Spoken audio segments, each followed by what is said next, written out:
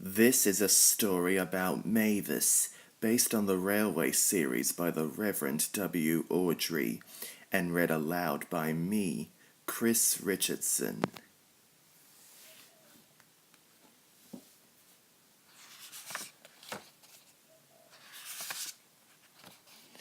This is a story about Mavis, the diesel engine. Mavis worked at the quarry shunting trucks. She was bored with her job until one day she was given the chance to make it more exciting. Mavis was a diesel engine who worked at the quarry. She shunted trucks for other engines to collect. Mavis was a young engine and she liked to get her own way. She thought she knew better than everyone else. Every day, Mavis would put Toby's trucks in a different place, so he had to search for them. "Trucks should be where I could find them," said Toby crossly. "Nonsense," said Mavis. "I can't waste time arguing," said Toby. "If you know so much, then take the trucks yourself." Mavis was very pleased. Taking trucks on Toby's branch line made her feel important. So the next day, Mavis set off along the branch line with Toby's trucks, but the trucks didn't like bossy Mavis. "It's frosty today. Let's play a trick on her," they whispered. Mavis travelled happily along Toby's line. Ahead of her was a level crossing, so she stopped carefully. "I'm so good at this, I don't need silly old Toby," she laughed. But she didn't know what the trucks were planning. When it was time to move again, the trucks whispered to each other, "Hold back, hold back." Mavis tried to set off, but her wheels just spun. She couldn't get a grip on the frosty ground. The troublesome trucks giggled and giggled. The drivers of the cars and lorries waiting at the level crossing were getting very angry, but there was nothing Mavis could do.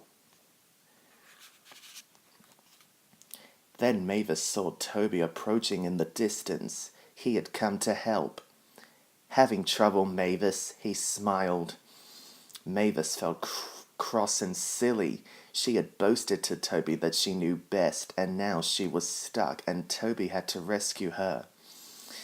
Toby was coupled to Mavis. He puffed and slipped, and at last he got Mavis and the trucks moving. Mavis hardly helped at all. She didn't even say thank you.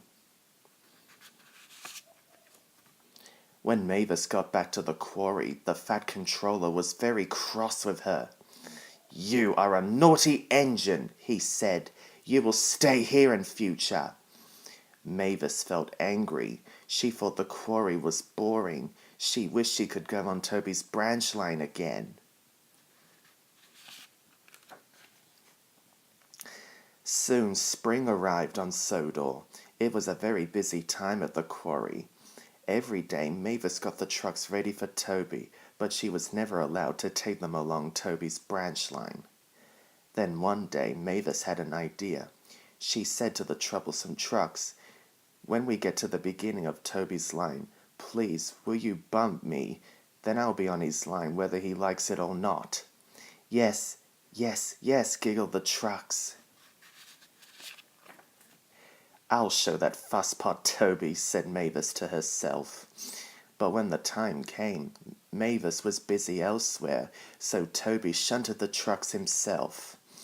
"Never mind," the trucks whispered to each other. "Let's bump Toby instead." So they gave Toby a big bump. He rushed onto his branch line much too fast. His driver and fireman were knocked over. Toby was out of control. Toby couldn't stop. He rushed over the level crossing. Luckily, there weren't any cars there. Up ahead, there was an old bridge. The river had flooded and part of the bridge had been washed away. If Toby didn't stop before he reached it, he might fall in the river. As Toby approached the bridge, the rails stretched across the gap just like a tightrope. His driver braked hard, but Toby slid along the track. His brakes squealed. He used every bit of his strength and stopped just in time. Mavis felt terrible. It was all her fault, so she rushed to the rescue. First, she pulled the trucks back up the track. Then she helped pull Toby carefully away from the bridge. "I'm sorry, Toby," she said. "It's all my fault." "Never mind, Mavis," said Toby kindly. "Thank you for rescuing me." After that day, Mavis and Toby became good friends. Mavis still bossed the trucks around at the quarry, but she always listened to Toby's advice, and sometimes for a special treat, Toby would let Mavis take the trucks carefully along his branch line.